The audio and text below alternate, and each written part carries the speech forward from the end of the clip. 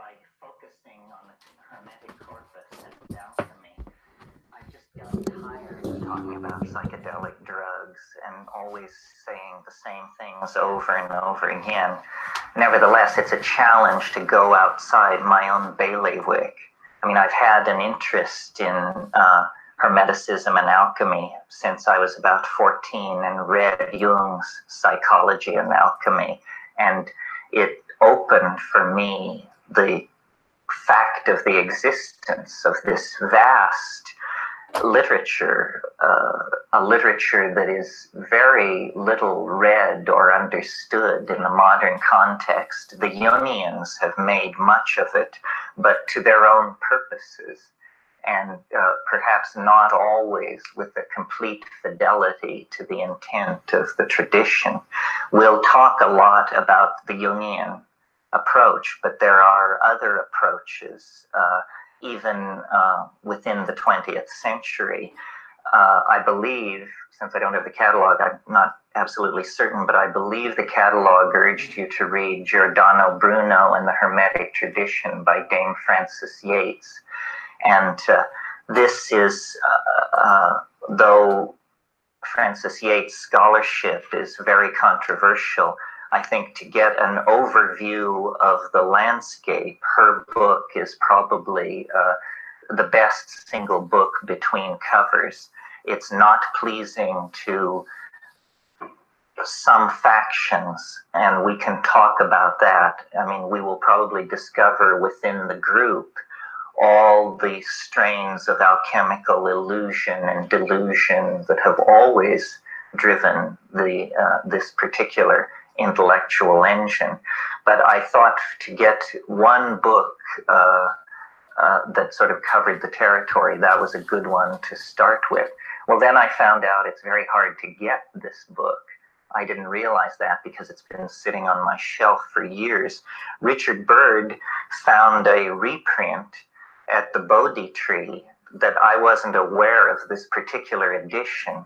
So, though probably none of you brought it with you in a heavily underlined form, if after this weekend you want to try and get it, it is available. And if you can't get that edition, why, a good book search service can probably come up with the first edition, which is Rutledge Keegan Paul.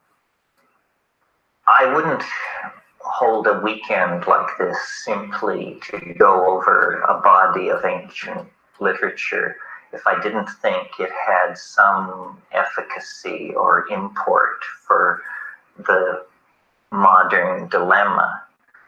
And some of you may know the song by the Grateful Dead in which the refrain is, "We need a miracle every day." I think any reasonable person can conclude that the redemption of the world, if it's to be achieved, can only be achieved through magic.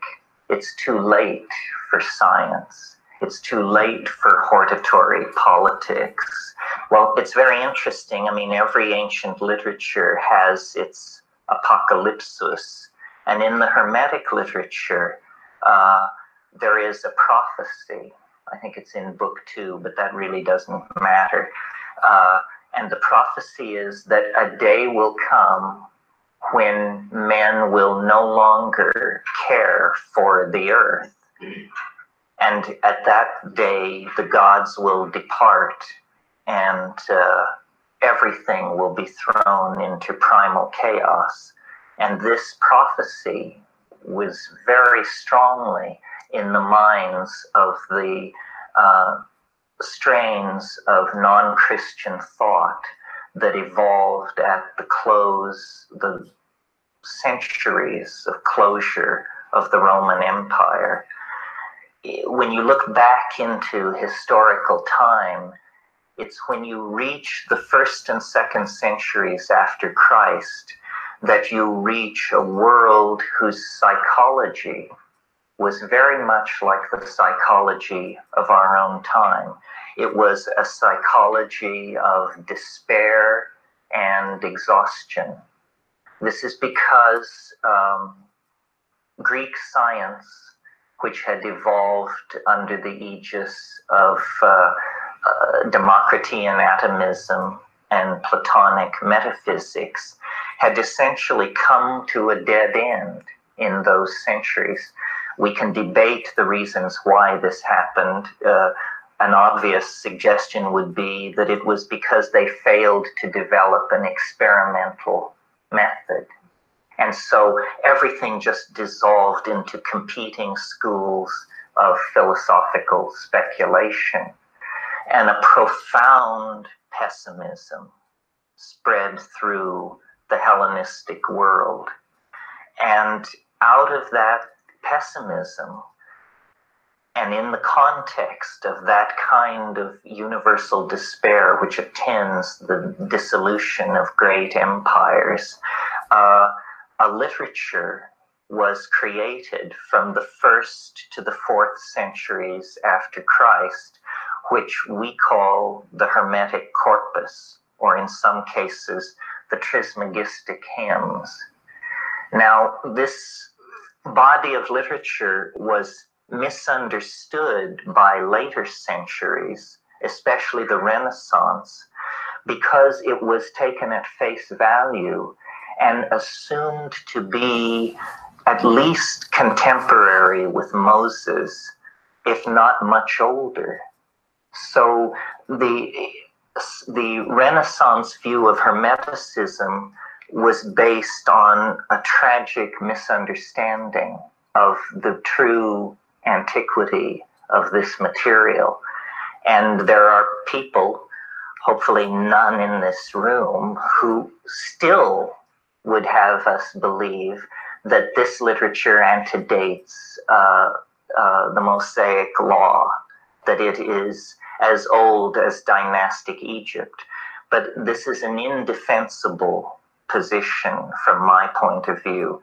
In the early 16th century, a father and son, Isaac and Marik Casaubon, showed through the new science of philology that this material was in fact late Hellenistic. Now, I've always said that I am not a classicist in the Baconian sense, in the sense that there is a certain strain of thought that always wants to believe that the oldest stuff is the best stuff. This is not the case to my mind. To my mind, what is amazing is how recent everything is.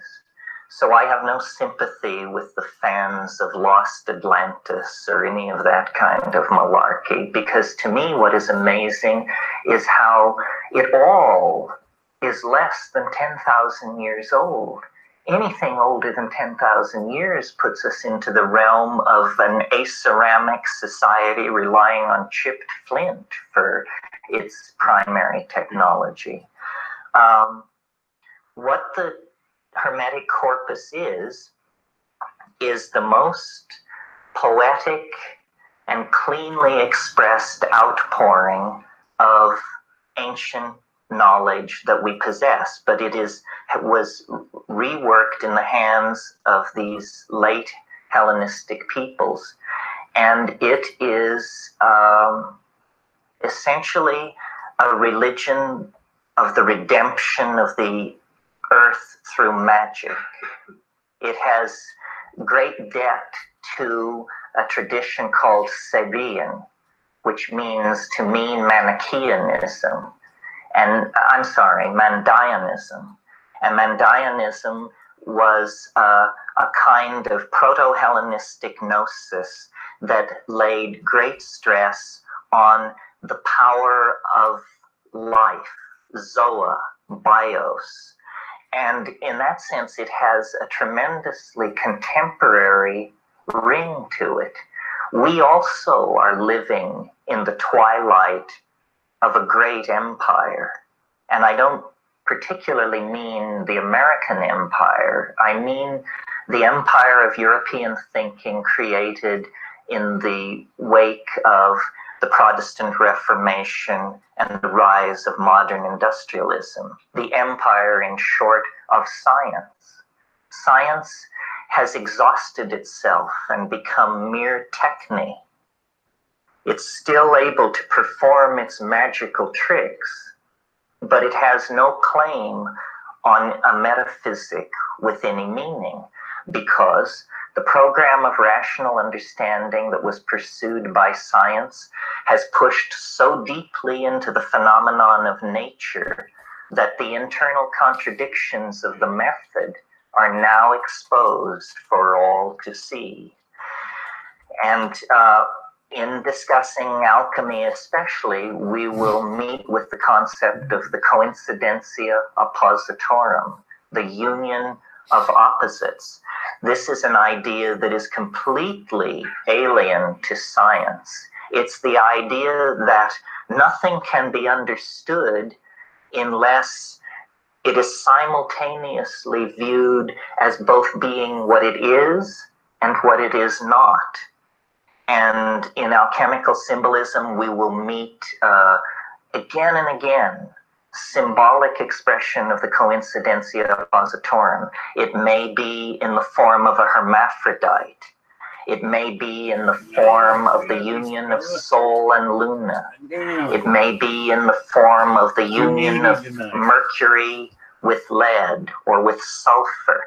In other words, alchemical thinking is thinking that is always antithetical, always holds the possibility of, by a mere shift of perspective, its opposite premise will gain power and come into focus. I think it was John, when we went around the circle, mentioned his interest in shamanism. There's a wonderful book called The Forge and the Crucible by Mircea Eliade, in which he shows that the shaman is the brother of the smith. The smith is the metallurgist, the worker in metals. And this is where alchemy has its roots. In a sense, alchemy is older than the Trismegistic corpus, and then it is also given a new lease on life by the philosophical underpinnings which the Corpus Hermeticum provides it.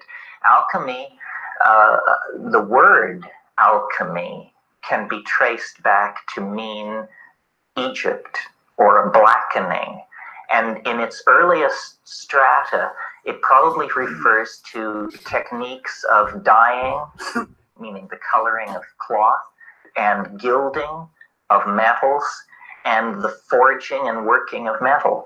I mean, we who take this for granted have no idea how mysterious and powerful this seemed to ancient people. And in fact, it would seem so to us if we had anything to do with it. I mean, how many of us are welders or casters of metal?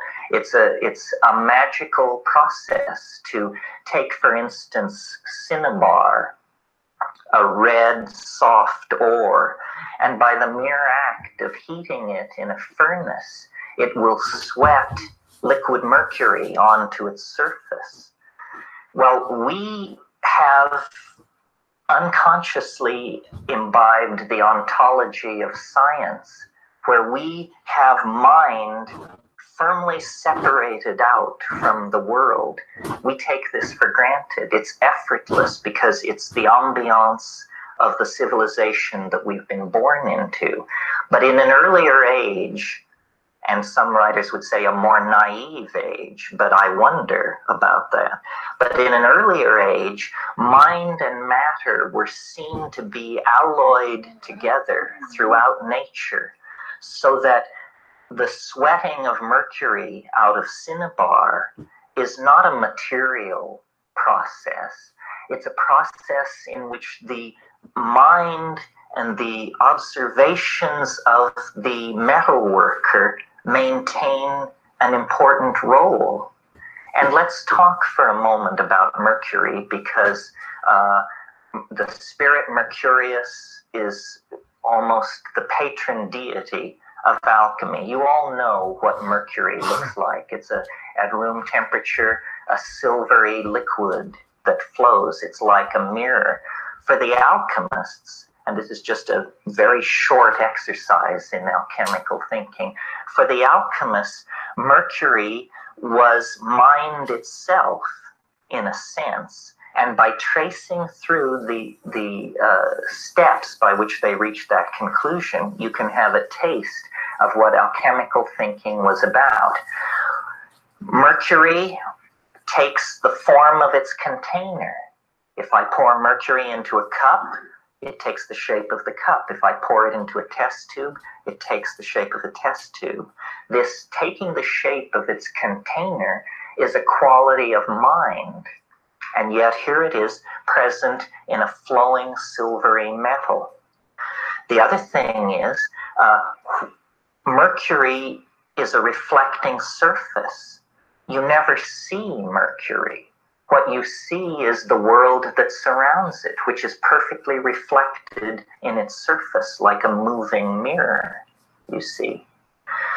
And then if you've ever, as a child, I mean, I have no idea how toxic this process is, but I spent a lot of time as a child hounding my grandfather for his hearing aid batteries, which I would then smash with a hammer and get the mercury out and collect it in little bottles and carry it around with me.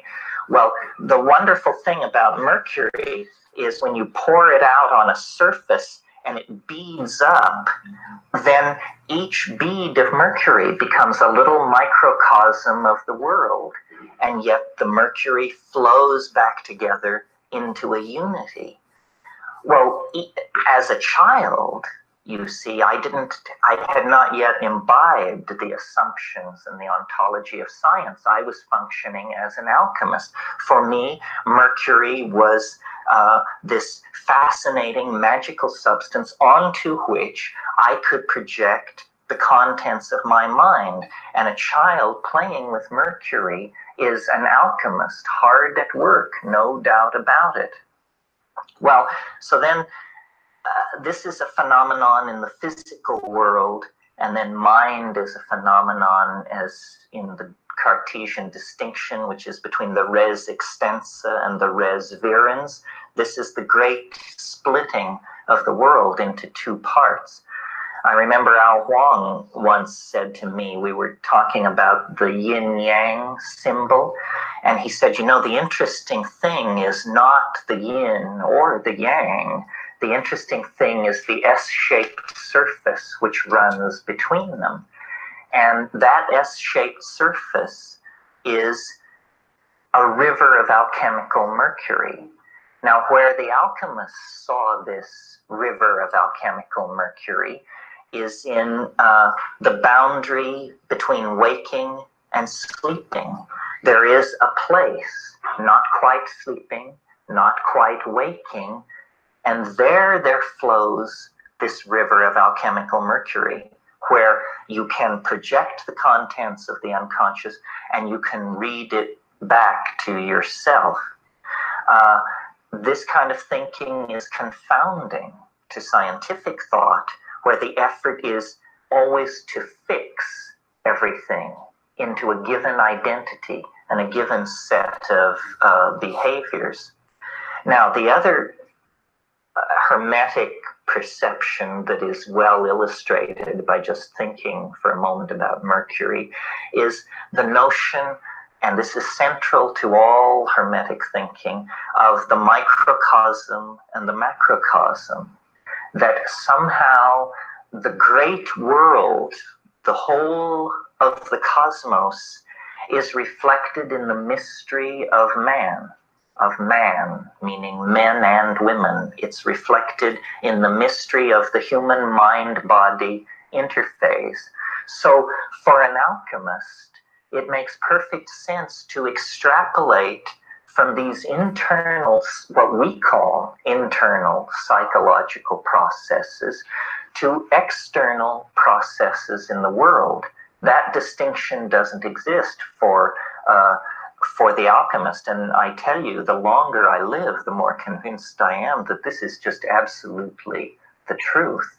The myth of our society is the existential myth, that we are cast into matter, that we are lost in a universe that has no meaning for us, that we must make our meaning. This is what Sartre and Kierkegaard, all those people are saying, that we must make our meaning. It reaches its most absurd expression in Sartre's statement that nature is mute. I mean, this is as far from alchemical thinking as you can possibly get, because for the alchemist, nature was a great book, an open book to be read by putting nature through processes which revealed not only its inner mechanics, but the inner mechanics of the artifacts, the person working upon the material, in other words, the alchemist. Well, in other contexts, I've talked about the importance of language and how our world is made of language. And part of the problem with understanding alchemy is that the language is slipping out of our reach. We are so completely imbued with the Cartesian categories of the res virens, the world of thought, and the res extensa, the world of three-dimensional space, and causality, and the conservation of matter and energy, and so forth, that in order to do more than carry out a kind of scholarship of alchemy, we have to create an alchemical language, or a field in which alchemical language can take place. Some of you may have been with me a couple of weeks ago in Malibu when Joan Halifax and I debated the roots of Buddhism. And I think Joan deserves great credit for saying that Buddhism would never have taken root in America were it not for the psychedelic phenomenon. Not that Buddhism is psychedelic, it in fact is fairly touchy about that, but Buddhism would have gotten nowhere in America had not psychedelics created a context for Buddhist language to take root. And I would wager that I would never have gotten to first base with proposing a weekend on alchemy at Esalen were it not understood that psychedelics had prepared people for the notion that mind and world can be poured together like mercury and sulfur, like the sulfic waters, to create a new kind of understanding. Because otherwise, modernity has fixed our minds in the categories of Cartesian rationalism. And so I will not claim, and do not in fact think it's so, that there was anything overtly psychedelic in the sense of pharmacologically based about alchemy. When we look back through the alchemical literature, there's very little evidence that it was pharmacologically driven. Only when you get to the very last adumbrations of the alchemical impulse in someone like Paracelsus do you get the use of opium. And but it is interesting that the great drugs of modern society were accidentally discovered by alchemists in their researches. Distilled alcohol is a product of alchemical work. And then, as I mentioned, opium was very heavily used by the Paracelsian school. But what they possessed was an ability to liquefy their mental categories and then to project the contents of the mind onto these processes and read them back.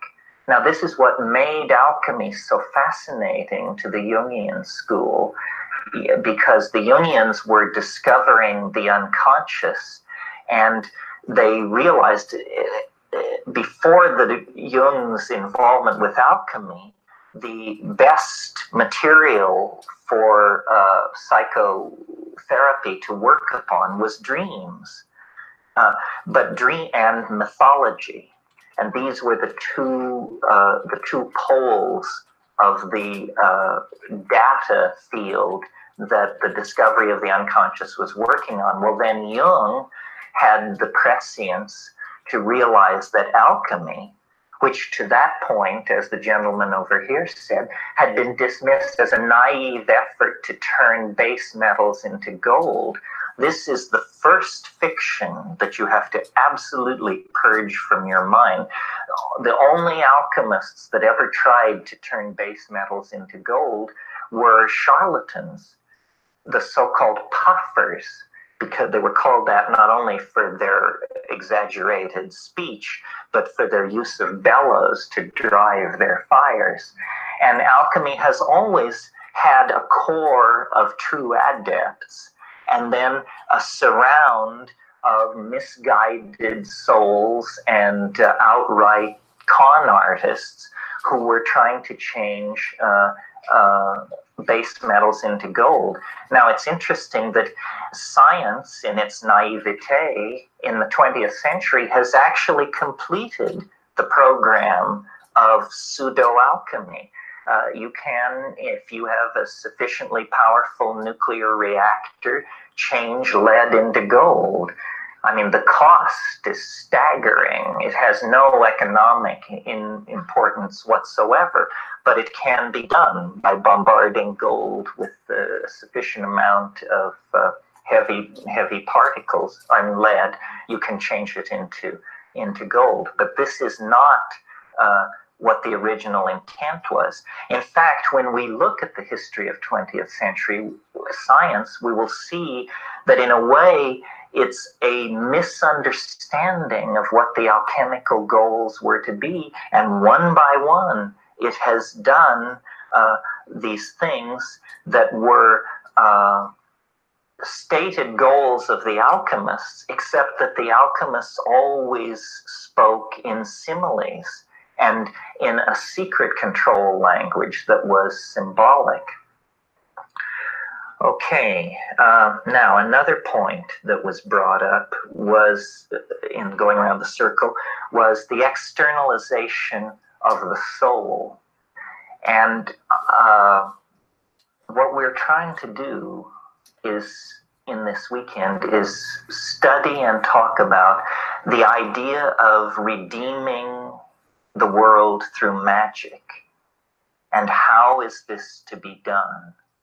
Well, the philosopher's stone is a complex of ideas that no matter how you divide it, no matter how you slice it, it's very difficult to hold the pith essence of this concept. But what it really comes down to is the idea that spirit is somehow resident in matter in a very diffuse form, and that the goal of Hermetic thinking and later alchemy is the concentration and redemption of this spirit, a focusing of it, a bringing of it together. This is an idea that was common in the Hellenistic world, not only to Hermetic thinking, but also to Gnosticism. Gnosticism is the idea that somehow the pure, holy, real light of being was scattered through a universe of darkness and of saturnine power, and that the goal is, by a process which we can call yogic or alchemical or meditative or moral/ethical, the light must be gathered and concentrated in the body and then somehow released and redeemed. And all esoteric traditions, East and West, talk about the creation of this body of light. And we will not in this weekend talk very much about alchemy, non-Western alchemy, Taoist alchemy, and Vedic alchemy.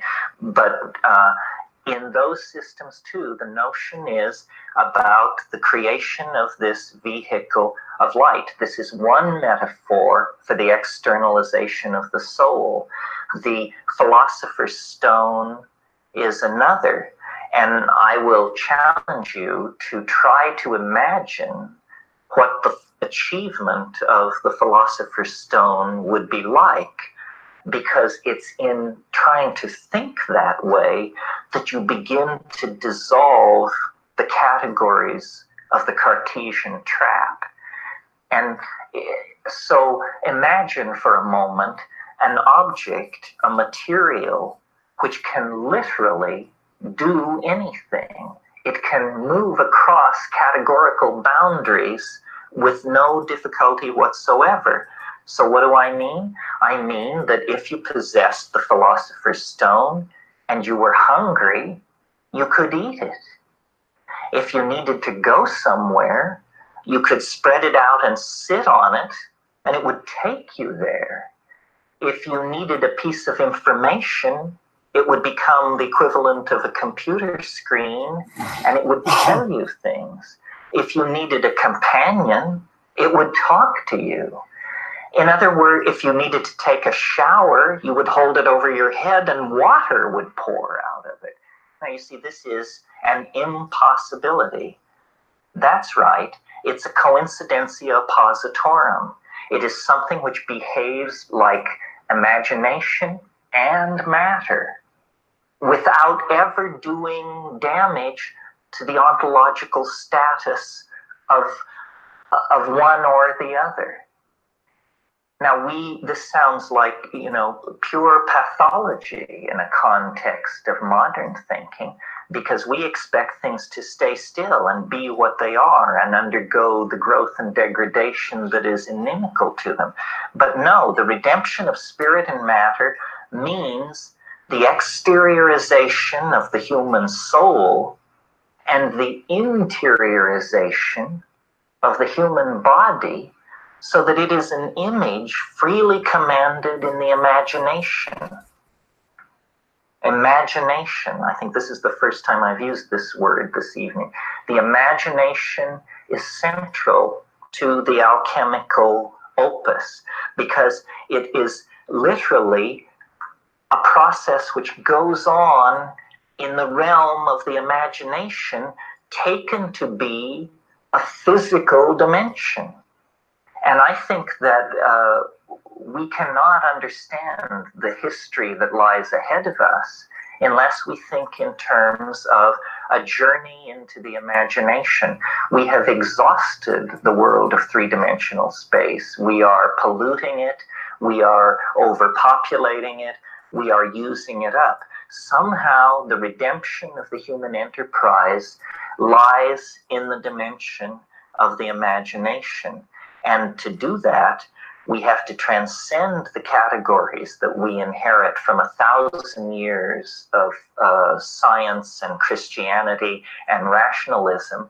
And we have to re-empower and re-encounter the mind. And we can do this psychedelically, we can do it yogically, or we can do it alchemically and hermetically.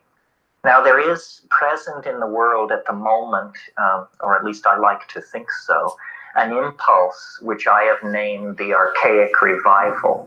It's what happens is that whenever a society really gets in trouble, and you can use this in your own life, when you really get in trouble, what you should do is say, what did I believe in the last sane moment that I experienced? And then go back to that moment and act from it, even if you no longer believe it. Now, in the Renaissance, this happened. The scholastic universe dissolved. New classes, new forms of wealth, new systems of navigation, new scientific tools made it impossible to maintain the fiction of the medieval cosmology. And there was a sense that the world was dissolving. Good alchemical word, dissolving. And in that moment, the movers and shakers of that civilization reached backwards in time to the last sane moment they had ever known, and they discovered that it was classical Greece. and they invented classicism in the 15th and 16th century. The texts which had lain in monasteries in Syria and Asia Minor, forgotten and untranslated for centuries, were brought to the Florentine Council by people like Gemistus Pletho and others, and translated, and classicism was born. Its laws, its philosophy, its aesthetics, and we are the inheritors of that tradition. But it is now once again exhausted, and our cultural crisis is much greater. It is global, it is total, it involves every man, woman, and child on this planet. Every bug, bird, and tree is caught up in the cultural crisis that we have engendered. Our ideas are exhausted, the ideas that we inherit out of Christianity and its half-brother science, or its bastard child science. So what I'm suggesting is that an archaic revival needs to take place, and it seems to be well in hand in the form of the revival of goddess worship and shamanism and partnership. But notice that these things are old, 10,000 years or more old. But there was an unbroken thread that, however thinly drawn, persists right up to the present. So the idea of this weekend is to show the way back to the high magic of the late Paleolithic, to show that there were intellectual traditions, there were minority points of view that kept the faith, that never allowed it to die. And to my mind, this alchemical, hermetic, Gnostic, Egyptian, Chaldean thread is the thread. And if we unravel it with sufficient care and attention, then we can build a bridge from the otherwise nearly incomprehensible high magic of the late Paleolithic. We can get it as near to ourselves as John Dee, who died in 1604. We can discover that it's no further away from us than the beginning of the 30 Years' War. And, for my money, after that, it gets pretty mucked up. I mean, after Eliphas Levi, who's already waffling, I'm not very interested in the occultism of the 17th, 18th, and 19th century. But it's not necessary, because scholarship gives us the Chaldean oracles, the Trismegistic hymns, the library at Nag Hammadi, and so forth and so on.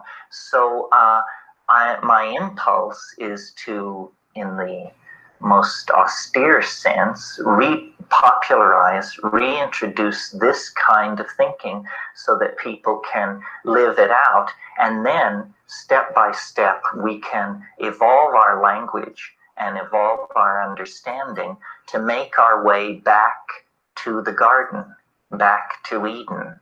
It's occurred to me recently, it's said that Christ opened the doors to paradise.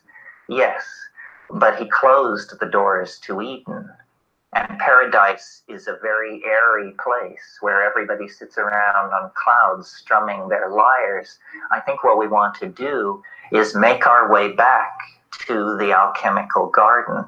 That's where our roots are. That's where meaning is. Meaning lies in the confrontation of contradiction, the coincidentia oppositorum. That's what we really feel, not these rational schemas that are constantly beating us over the head with the thou shalts and thou shoulds, but rather a recovery of the real ambiguity of being, an ability to see ourselves as at once powerful and weak, noble and ignoble, future-oriented, past-facing. We each need to become Janus-faced and to incorporate into ourselves the banished contradictions of being that so haunt the enterprise of science. We can leave that behind, and when we do, we reclaim authentic being. And authentic being, make no mistake about it, is what alchemical gold really is. That's what they're talking about, authentic being. So that's tonight. Right now what? We're led. We're Saturnine, and we'll talk about Saturn and Pluto and all of that. Yes, tomorrow we'll talk about the stages of the alchemical opus. And though the stages are many and multifarious, it all begins in what is called the nigredo, the blackening, the depths of the leaden, saturnine, chaotic, fixed place. And that's where we have been left by science and modernity and so forth and so on. And that's where the alchemist loves to begin. That's where he or she stokes the furnace and begins the dissolution et coagulatio that leads to the appearance of the stone. I'll show you some books, and this is, by no means exhaustive. The literature of Hermeticism and alchemy is vast, and I could have brought 5 or 6 boxes of this size from my own library. And this is a smattering. It doesn't mean what I show you is the best. It simply tries to spread over a large area. Oh, someone put this here. This is a new novel that's just been published by Lindsay Clark called The Chemical Wedding. And I see last week it was number 10 on the New York Times bestseller list, which is astonishing for such an obscure subject. It's a retelling of a famous incident in alchemy in the 19th century when a woman named Mary Alice Atwood, who had a very, very close relationship to her father, Dr. South, and the two of them worked together, she on a text and he on a long poem. And to make a long story short, eventually they decided to destroy both the poem and the book, feeling that they had said too much and had given the secret away. At least that's one version. So this is a fictionalized retelling of that incident, intercut with a modern cast of characters, very clearly modeled on the poet Robert Graves. So if you like to absorb your information in a fictionalized form, this is a wonderful book. John Borman, the movie director, recently optioned this book, the guy who made The Emerald Forest and Excalibur. So we may have an alchemical movie downstream a year or two. A number of compendiums of alchemical texts have been published over the centuries, and if you wish to study alchemy, you have to obtain these. If you're fortunate enough to read French, you should read Festugieri and Berthelot. They collected alchemical texts into encyclopedic size volumes, but unfortunately, these have never really come into English.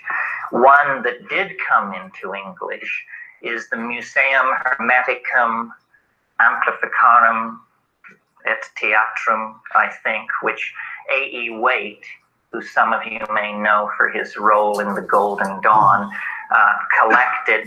There are about 40 alchemical texts, and all the greats are in here.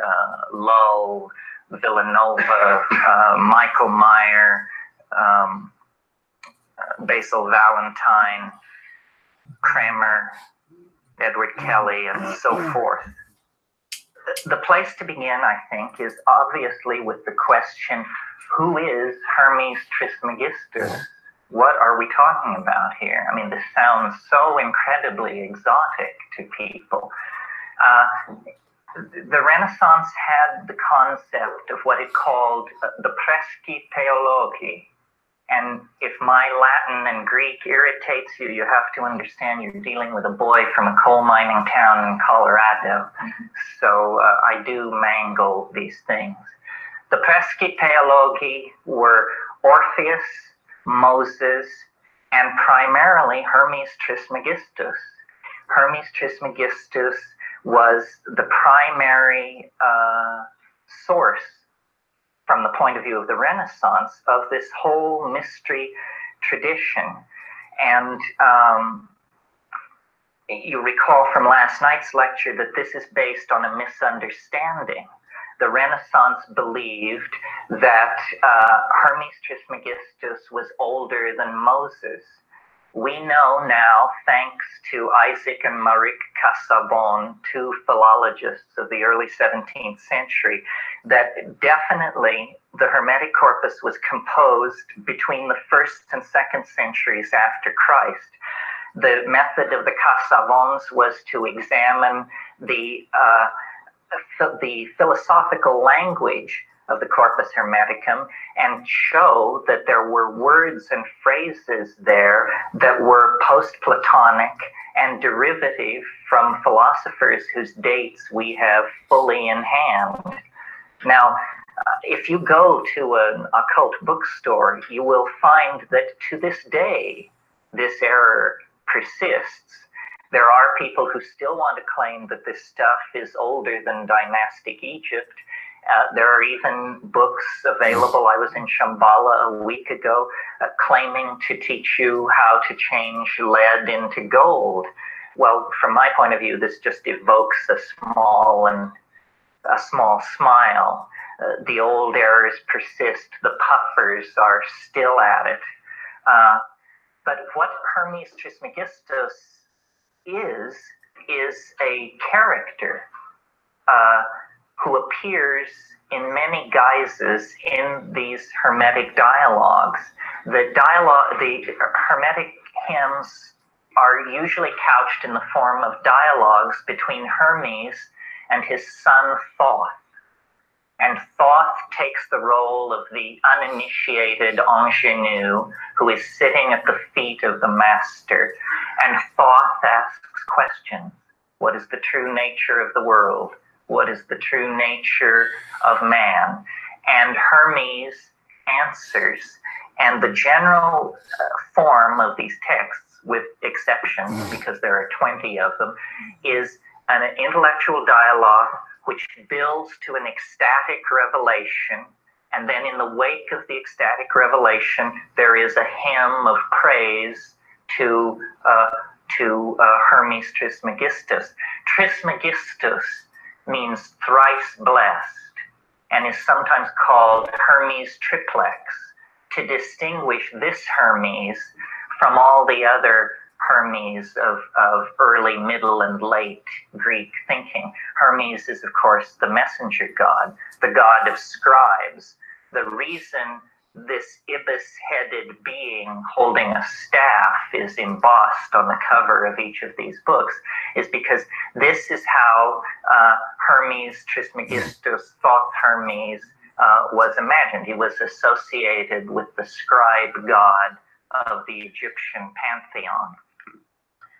The two distinguishing factors, at least that stand out for me, that I think you need to incorporate into your thinking about the Hermeticism, two very important concepts. The first is the divinity of human beings, an extraordinarily radical idea in the context of late Hellenistic thinking. We all operate under the spell of the concept of the fall of man, that man is an inferior being, errors were made in the Garden of Eden, and that we are far, far from the nature of divinity. All magic and all magic in the West is derivative from this tradition, takes the position that man is a divine being. Men and women are divine beings. The Corpus Hermeticum actually refers to man as God's brother. And this is a double-edged perception. It gives tremendous dignity to the human enterprise, but it also raises the possibility of the error of pride and hubris. In the Renaissance, Marcello Ficino boiled this notion down to the aphorism, man is the measure of all things. And you may notice that this is the position really of science, that man is the measure of all things, that it is up to us. We can decide the course of the cosmos.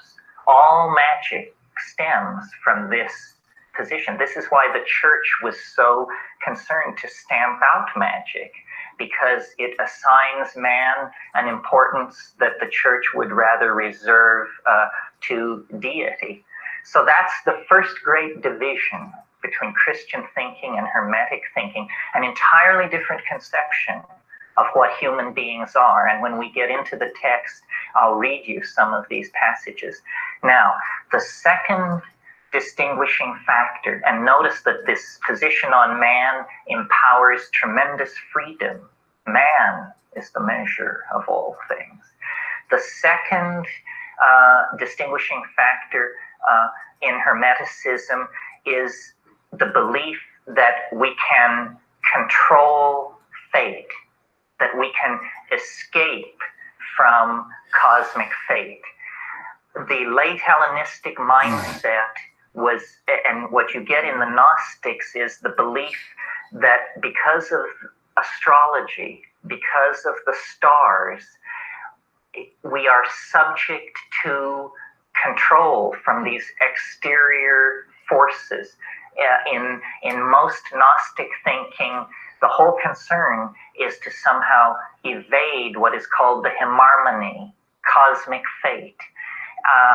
And in the Gnostic systems, the only way it can be done is by ascending through the shells of cosmic ordering forces, the archons, the planets, the planetary demons, so forth and so on. And then beyond the hymarmony, which is actually thought of as a place in space that you burst through, you transcend fate.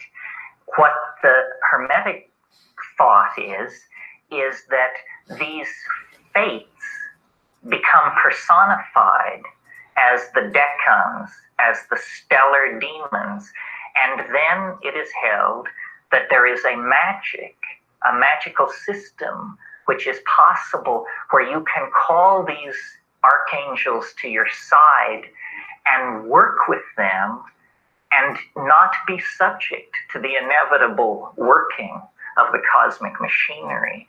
And this burst like a revelation over the late Hellenistic world, because there was such philosophical and emotional and political exhaustion that this is a counterpoise to the message of the New Testament, which is a similar message, that you can be saved in the body, that you can escape the inevitable dissolution and degradation laid upon us by time. So these are the two distinguishing factors, the divinity of man and the possibility of using magic to evade the machinery of fate. So I want to read some of the Corpus Hermeticum to you to give you the flavor of it. But before I do, I want to say something about the history of these texts. You're all familiar, more or less, I'm sure, with Apuleius's The Golden Ass, which is a novel of initiation that is late Roman. Apuleius also put together what is called the Asclepius. And the Asclepius is true Hermetic literature that was not lost. It was the only one that was available throughout the Dark and Middle Ages. All the rest was lying untranslated in Syrian monasteries until Gemistus Pletho in 1490 brought these manuscripts to Florence, to the court of the de Medicis, and then the translation project began. Now, the only other Hermetic material that was accessible throughout the High Gothic period was a book of magic called Picatrix. And the Picatrix was probably written in the 1200s, although this elicits screams of dissent from the burning-eyed faction. But reason dictates that we consider Picatrix 12th century. So only the Asclepius and the Picatrix represented this strain of thought before the 1460s.